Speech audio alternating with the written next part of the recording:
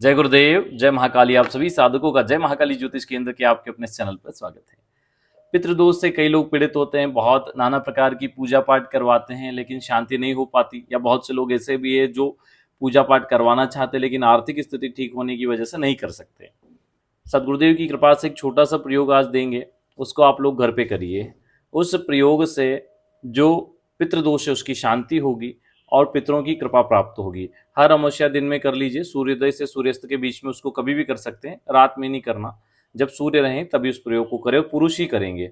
घर का पुरुष या बच्चे कर सकते हैं, स्त्रियां नहीं करें। वैसे तो घर के बड़े पुरुष को करना चाहिए, घर में जो बड़े हों उनको करना चाहिए। बहुत सी जगह ऐसी स्थिति नहीं होती है, फिर भी इसको पुरुष कर सकते हैं और इससे पितरों की कृपा मिलेगी, निसंदेह मिलेगी।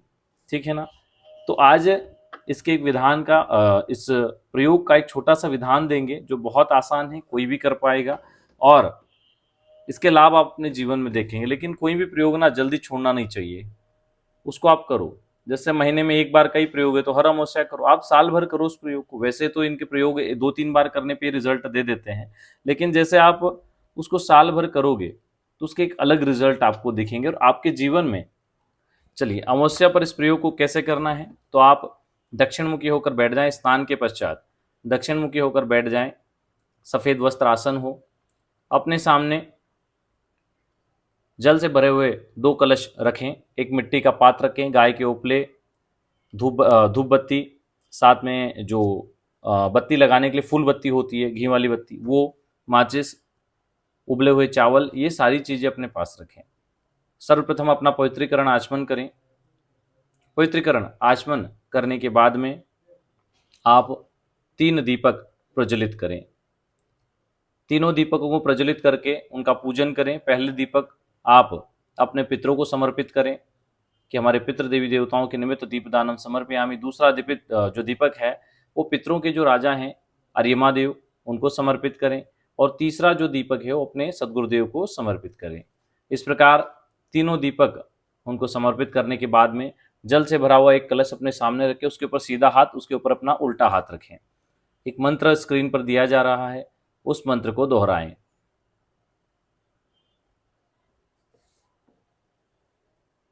इस मंत्र को 3 बार दोहराना है आपको।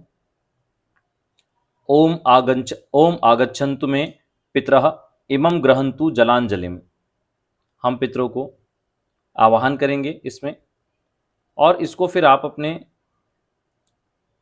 साइड में एक रख दें, या सीधे हाथ तरफ या उल्टे हाथ तरफ उसको कलश को रख दें। सीधे हाथ तरफ रखें तो ज़्यादा अच्छा है। ठीक है, अब हमने उनका आवाहन कर लिया और जल से भरे हुए कलश को रख दिया। इस जल का प्रयोग अब दूसरे काम में नहीं करना है। अंत में जब सारा पूजन हो जाए उसके बाद इस जल को या तो तुलसी में चढ़ा दें या फिर बहते जल नदी तालाब हो तो वहाँ विसर्जित करें। दूसरा लोटा अपने पास रखें। ठीक है, अब मिट्टी का पात्र अपने पास रखें, उसमें एक घी की बत्ती, थोड़ा सा कपूर डालें उसके आसपास, उसको अग्नि को प्रज्वलित करके उसके आसपास गाय के उपले लगा दें, अग्नि का पूजन करें।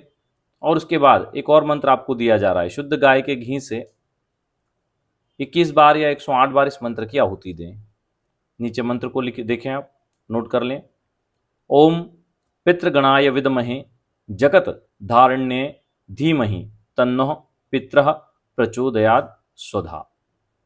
ठीक है, इसकी 21 या 108 आहुति आपको देना है।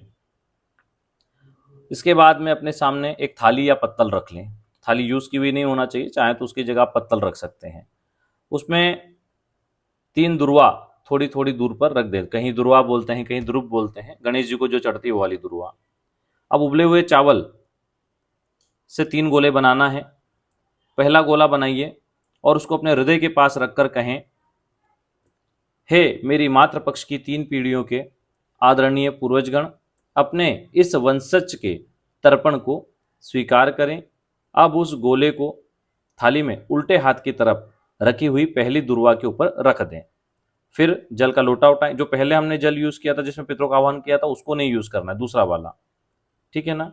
उबले हुए चावल लेना है, उबले हुए चावल पास में रख के फिर उसका गोला बनाना है। फिर इस प्रकार बोलना है और उसके बाद जल का लोटा उल्टे हाथ में रखें और सीधे हाथ के अंगूठे और तर्जनी के बीच से जल की धारा को उस पहले पिंड की ओर ऊपर प्रवाहित करना है, जो भी आपने दुर्वा के ऊपर रखा है। और बोले, मेरी मातृ पक्ष की 3 पीढ़ियों के आदरणीय पूर्वजगण, आप कृपा करके यहाँ आए एवं इस अन्य जल की ऊर्जा को ग्रहण कर अंधकार से प्रकाश की ओर अग्रसर हों व मुझे कृतार्थ करें, अपना आशीर्वाद प्रदान करें।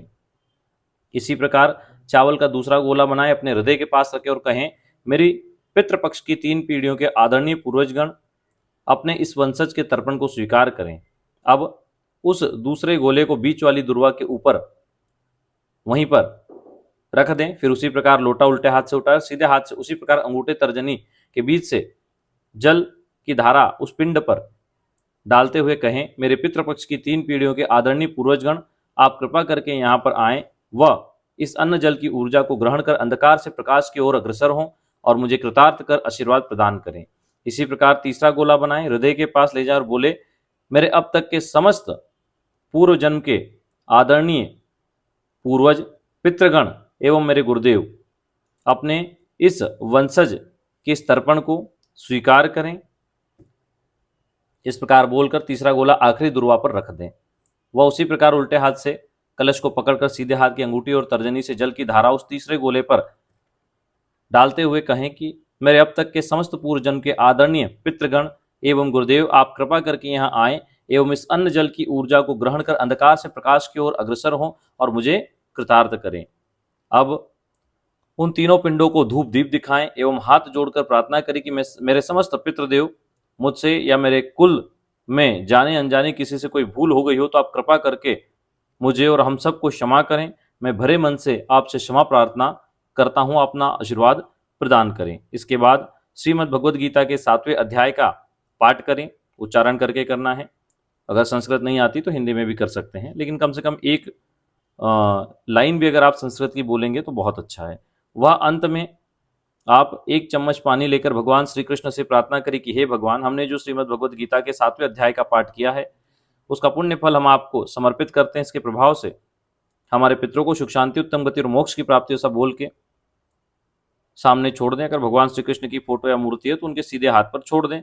अब उन पिंडों को कौवों को खाने के लिए उचित स्थान पर रख दें। इस प्रकार आपका जो तर्पण है वह पूर्ण होता है। देखो, जब आप ये प्रक्रिया करोगे और जब आपके पूर्वज वहां पर आएंगे तो यकीनन आपकी आंखें भर आएंगी, गला भर आएगा और आपको समझ में नहीं आएगा क्या हो रहा है। पूर्वजों के आने से अलग ही एहसास होगा आपको कि कोई अपने आए हैं और बुरा भी लग रहा है, अच्छा भी लग रहा है। इस टाइप से चीज़ें होगी और बड़ी प्रसन्नता होगी ये करने के बाद। जब वो आशीर्वाद देके जाएंगे तो आपको लगेगा कि जीवन का महत्वपूर्ण कर्तव्य आपने पूर्ण किया है। और ऐसा प्रयोग जब आप हर अमावस्या पे करेंगे तो अद्भुत लाभ आपको दिखेंगे। पितरों की कृपा प्राप्त होगी, उनकी कृपा से मान सम्मान पद प्रतिष्ठा प्राप्त होगी, तंत्र मंत्र बाधाओं से रक्षा होगी, बाहरी बाधाओं से रक्षा होगी, क्योंकि सबसे पहला कवच तो पितरों का ही कवच है। उसके बाद कुल देवी देवता, फिर इष्ट देवी देवता।